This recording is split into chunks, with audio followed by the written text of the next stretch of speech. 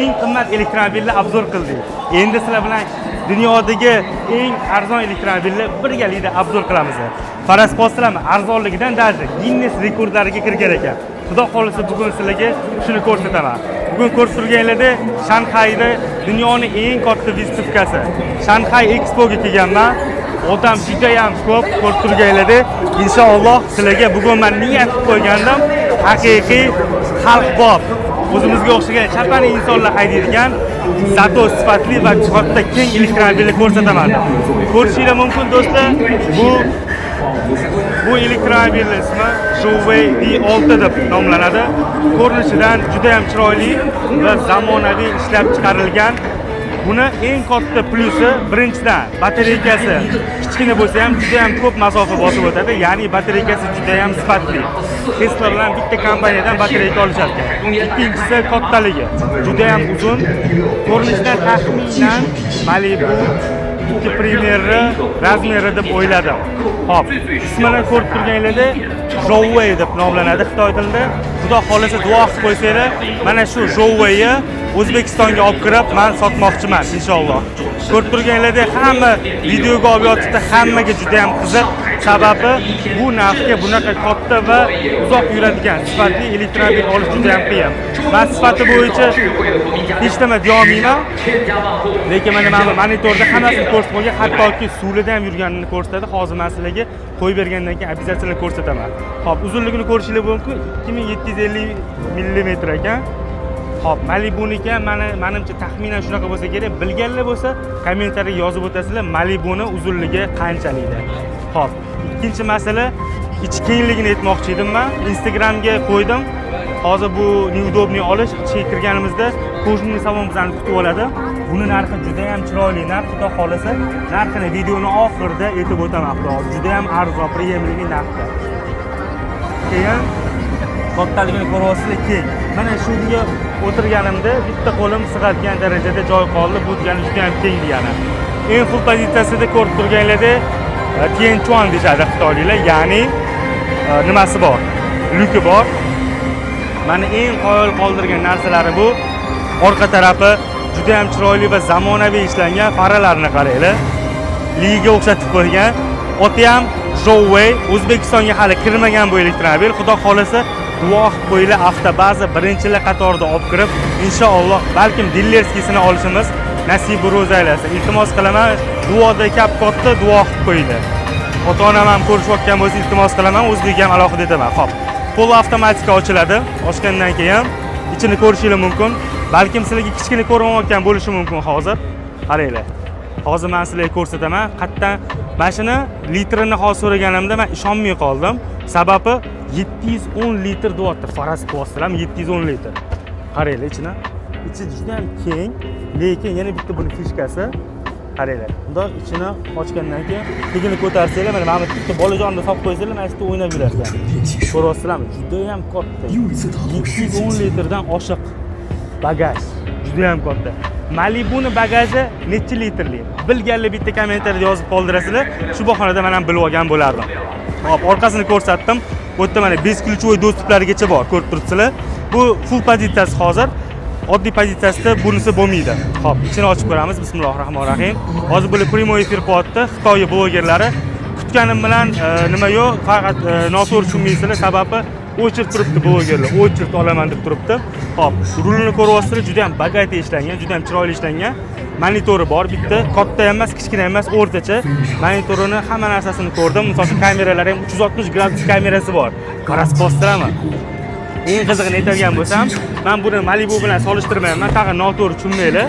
Prosta Malibuni sotib, Malibu'ni sotib, 3 ta mashina elektromobildan olsangiz bo'ladigan darajada arzon. Faraz Postrami. Faralarni qarang, juda ham chiroyli qilib ishlangan. Inshaalloh bitta like bosib qo'yasiz, hammaga shunaqa elektromobillardan nasib qilsin. Men bu elektromobilni nimaga yaxshi ko'rib sizlarga ko'rsatyapman? Sababi o'zim ham olgim kelib ketdi narxini eshitib. Shu darajada arzon va sifatliligi uchun. Ko'ryapsizlar, shunday katta kompaniya, Showway kompaniyasi, qaranglar, juda ham qimmat elektromobillari bor. Mana buni qaranglar. Mana masha elektromobillar mana mash kompaniyadan chiqadi. Hattoki shu zo'r elektromobillari bo'lib turib, mana mash yangi chiqqan elektromobilni maqtab yotibdi. Bu emas, bu qimmati bu. juda ham bir kosmetik ko'ryapsizlarmi? Boplab qo'ygan. Hammaga nasib qilsin bitta like bosib qo'yasizlar. Menga ham nasib qilsin degan odamlar shu elektromobilni haqiqatda bir nasib qilsin deb juda ham bir qattiq niyat qildim. Lekin qaranglar, shu darajada qimmat elektromobillar bo'lsa ham, lekin o'rtaga shu D6 ni qo'yib qo'ygan. Nimaga deb o'ylaysizlar? Sababi xitoyliklar shu elektromobil bilan javob qilyapti, ya'ni faxrlanyapti. Faxrlanayotganining sababi men sizlarga hozir ko'rsataman. Bu Guinness rekordiga kirgan elektromobil paras qo'yasizlarmi? Guinness rekordiga kirgan. Qanaqasi kirishi mumkin? Shuncha kompaniya Guinness rekordiga kira olmagan, mana shu elektromobil kirgan. Sababini aytadigan bo'lsam, bu arzimagan kichkina batareyka bilan bemalol 550 km masofani bosib o'tadi. Mana ko'rib olishingiz mumkin. Guinness rekordiga haqiqatan kirgan, tushunasizlarmi? Qoyil qolish mumkin va eng ekonomik batareyka, dunyoning eng ekonomik elektromobili deb topilgan. Qoyil qolish mumkin. Xo'p, mana bu videolarni ko'rishingiz mumkin. Men videolarni ko'rib 5 ketdim. Antarktidada haydab yurishdi, ko'rib turganinglarda juda ham sovuq o'lkada haydayapti. Shunda ham juda ham yaxshi masofani bosib o'tgan deb maqtab yotishibdi. Eng qizig'i, va tizza baravar suvdan yurib keldi, batareykasiga hech narsa qilmadi. Yana batareykasining ustidan kanaz o'tib ketdi, shunda ham hech nima qilmadi. Og'zim qurib ketdi, juda ham sizlarga obzor qilishga harakat qilaman, chiroyli qilib. Iltimos qilaman, turudimmi, ya'ni mehnatimni qadrlab bitta like bosib qo'yasizlar, obuna bo'lmagan bo'lsangiz obuna bo'lib qo'ying.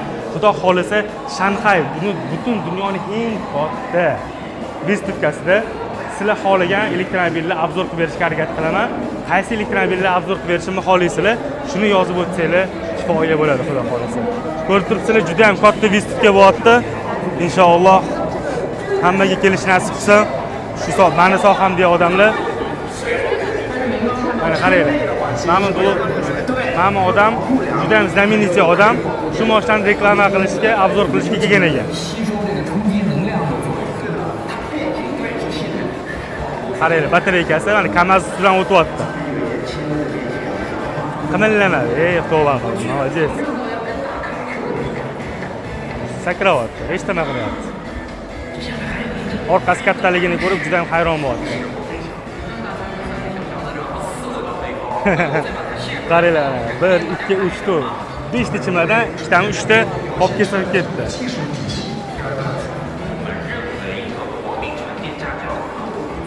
Ko'ryapsizlar, qanaqa maqtayapti bu. Shu darajada faxrlanyapti shu brend mana shu elektromobili bilan. Lekin narxini eshitsanglar, akalar, dumalab qolasizlar. Bunaqa narxga men to'g'risini aytsam, elektromobil bunaqa darajada, bunaqa katta, bunaqa sifatli, bunaqa ko'p yuradigan elektromobil beradi deb hayotimga umuman o'ylamagandim, to'g'risi. Ko'ryapsizlarmi, знаменитый odamlarni ham maqtaydi. Jouwei. Xudo xolisa duo qilib qo'yinglar. Inshaalloh mana shu brendni O'zbekistonga olib kirish niyatim bor. Nasib qilsa. Yaxshi niyatli insonman. Niyatim xolis, maqsadim aniq insonman. Duo qilib qo'yasizlar. Xudo xolisa обязательно mana shu kompaniyani O'zbekistonga dilleri bo'lib olib kirishimni nasib qilsa. Shunaqa gaplar do'stlar, obzor yoqdi deb o'ylayman. Endi narxiga keladigan bo'lsak, nima asan, narxi asan. Hozir shu narxini men sizlarga aytib o'tishga harakat qilaman.